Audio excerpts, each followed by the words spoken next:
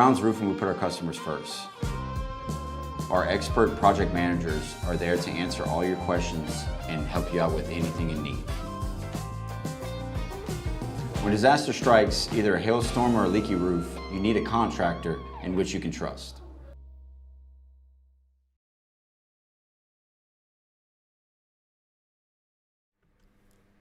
Everyone, good morning. Welcome to the Digital Weather Desk powered by Century Next Bank. I'm Jared Floyd. It is a little after 6 o'clock on Sunday morning, January 25th. Want to bring some quick updates to folks. Again, we will plan to do live streams pretty frequently through the remainder of the morning. Next live stream probably at about 8 a.m. Hopefully by then, we should start to see an end to a lot of the precipitation for the western half of the area. Eastern half, it's going to be probably closer to lunchtime before we can get the freezing rain and sleet out of some of these spots. A check of the radar shows, again, expansive, persistent rain and freezing rain and sleet across the area with the occasional rumbles of thunder. The thunder was quite persistent this morning. A lot of folks woke up to it.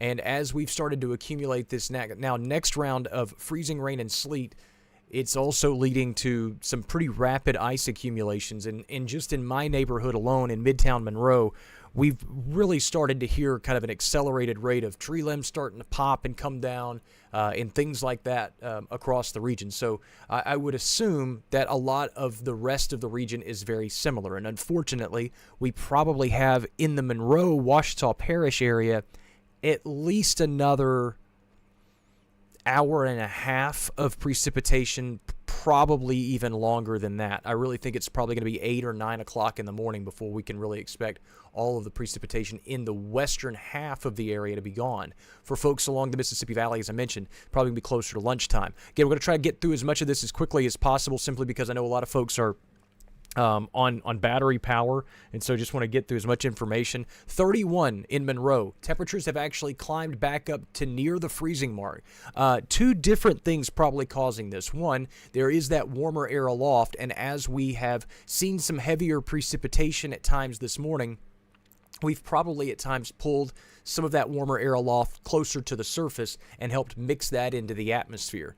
Secondly, water gives off heat when it changes state. When water goes from liquid to solid and freezes, it gives off a small amount of heat. It's called latent heat. And that could also help bring temperatures up in the low levels of the atmosphere. So that is a possibility. It is oftentimes latent heat is also what fuels hurricanes. When the water goes from liquid to water vapor, that latent heat release helps fuel hurricanes. So we're seeing temperatures climb at least briefly in some spots, and that's probably to blame for it, and that's probably also pushing us out of the sleet back into the freezing rain, which is not a good sign either. Check of the power outages across the region continuing to expand. We're starting to see more outages in the southern parishes now, but Wynn Parish, Jackson Parish, Bienville Parish, Ouachita Parish and East Carroll Parish have been specifically pretty hard hit. And again, in the grand scheme of things, for folks that aren't familiar with this area, 45%, Ouachita Parish is our highest populated parish or county in this area. And so clearly, when you take that many customers out, it's impactful. East Carroll Parish, over half of the parish without power. Issaquena County, seeing some pretty expansive outages there too. So, and you can see them also.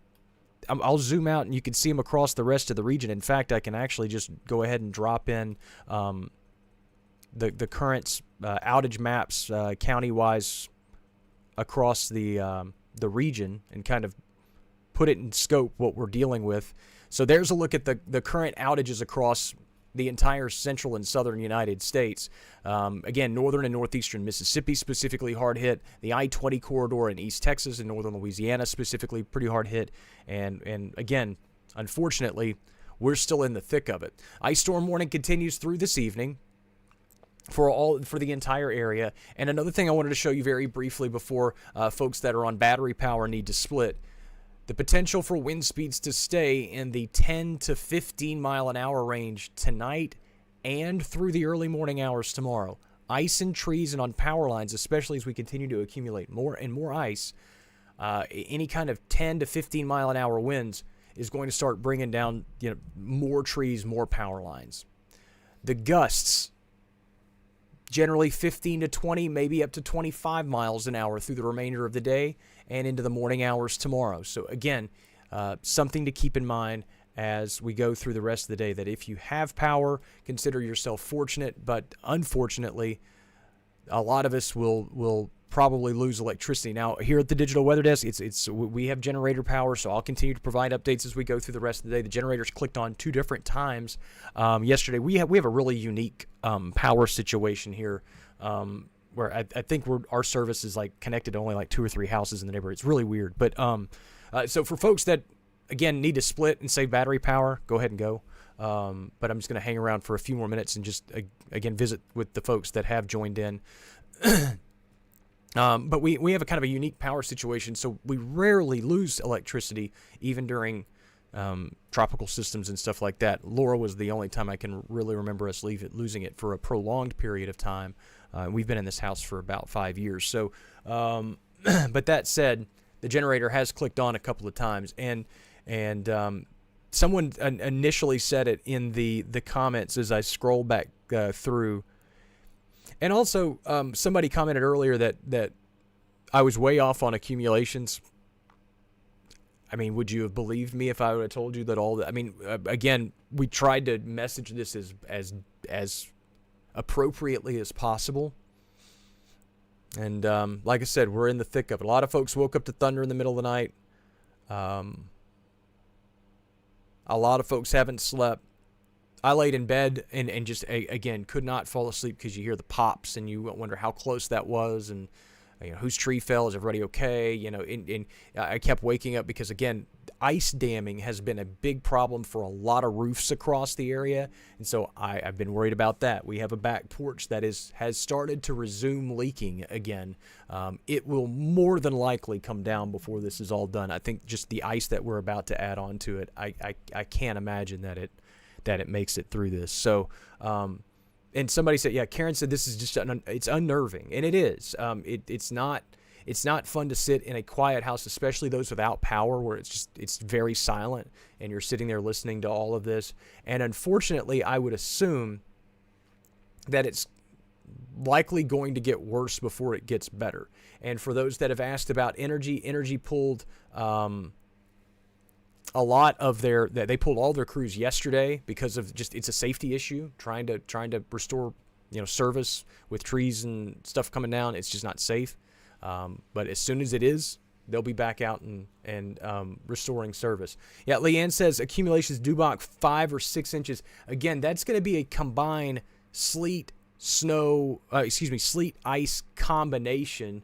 Again, I said my numbers were conservative, and they were.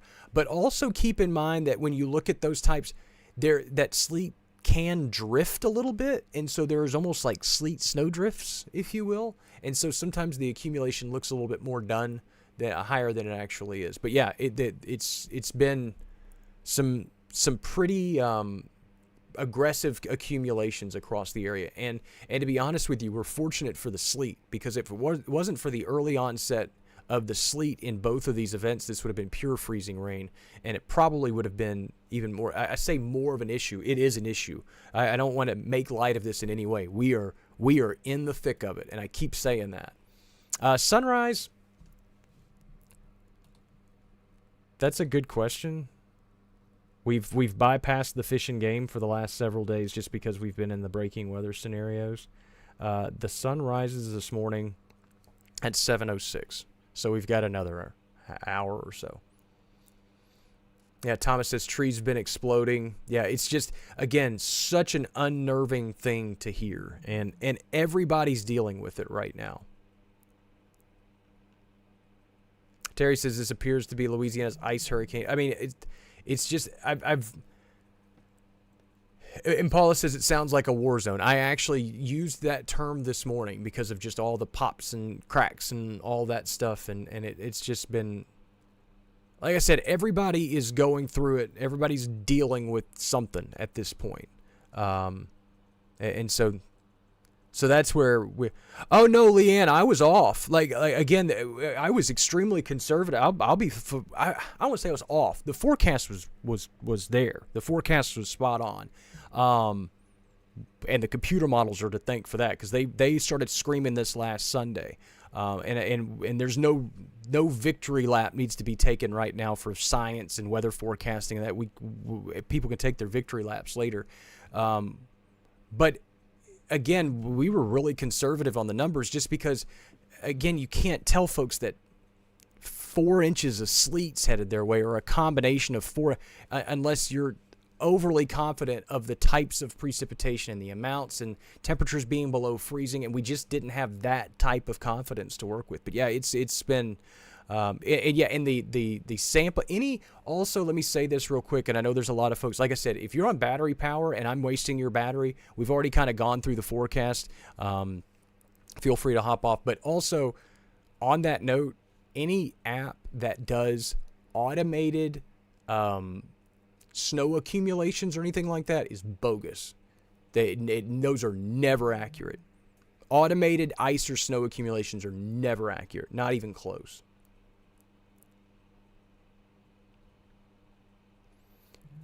Joshua asks, how do you think conditions will be by work time in the morning? Not good, my dude.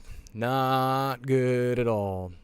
I mean, this is we're not going to get above freezing today. Whatever's on the ground, even if it slushes up with the daytime, is going to refreeze quickly tonight, rapidly. We're going to drop. Sorry. We just lost something. What was that? It's okay. Okay. It fell on the carport. It was that tree. It's okay. It's not. Okay. All right. Thanks. So we just lost a car.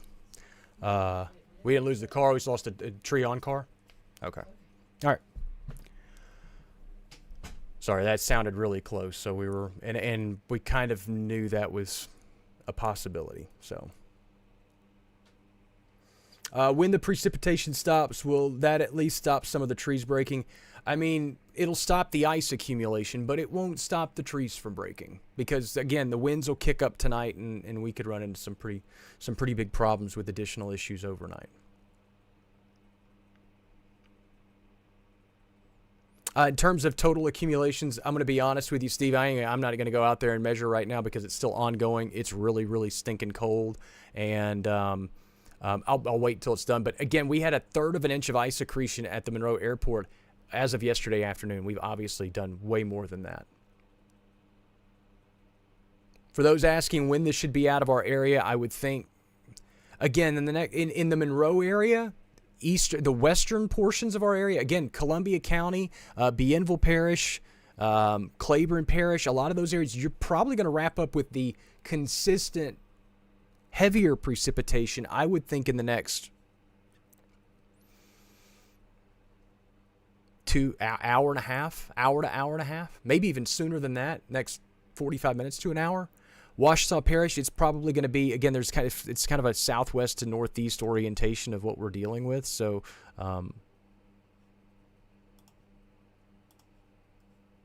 everything's generally moving in this direction.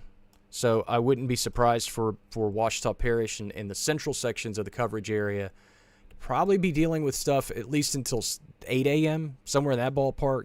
The Mississippi River Valley, it could be early afternoon before you get rid of all this precipitation. So you're going to continue to add all that as well.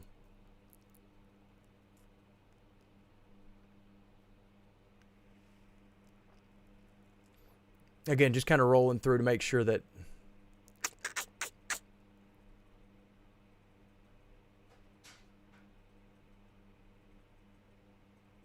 I did say that I lost a car. We didn't lose a car. We lost we had a tree. We have a tree on a car. It's just stuff. It's just stuff, guys. Deb asks, is it possible that something will prevent single-digit temps like some are predicting? I can't say with a lot of certainty how much of our area is going to see actual single-digit temperatures Monday morning, Tuesday morning. I do think portions of southern Arkansas will see single digit readings, the Mississippi Valley, Greenville, some of those areas. I think single digits are very much a possibility for you folks. But as you move toward the I-20 corridor and southward, I think a lot of us will easily see the teens. Single digits are a stretch, but at this point, when you get that low in terms of temperatures, it's tomato. It doesn't really matter. In terms of refreezing ice, in terms of the human suffering, obviously, if you're out of power, there is a difference between 8 and 17 degrees. So I don't want to discount from that.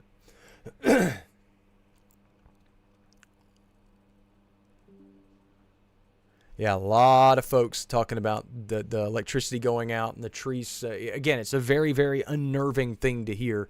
For folks in Ashley County, probably, as I mentioned, the central sections of the coverage area, and that's kind of you folks, especially from northwest to southeast, it's going to be at least a couple of more hours, maybe even into the 9-10 a.m. time frame. So I don't want to be overly specific because I know that a lot of folks are now anxious to get this stuff out of here, which is, again, kind of the irony of all this entire thing. So many folks get really, really excited about winter weather, but nobody wanted this. And now everybody's like, okay, this can go. And it is creating a very concerning scenario for the rest of the morning, through the rest of the day, and into the early parts of this week when we have very cold temperatures, a lot of folks without power, and I don't think we've really seen how this sounds bad. I don't think we've seen the worst in terms of outages and all that stuff because, again, it's not like the ice in the trees is going to go anywhere. It's going to stay there. It's going to and it's going to continue to weigh all these trees down. And then when we bring some winds in with some drier air, again, these are all things, all possibilities.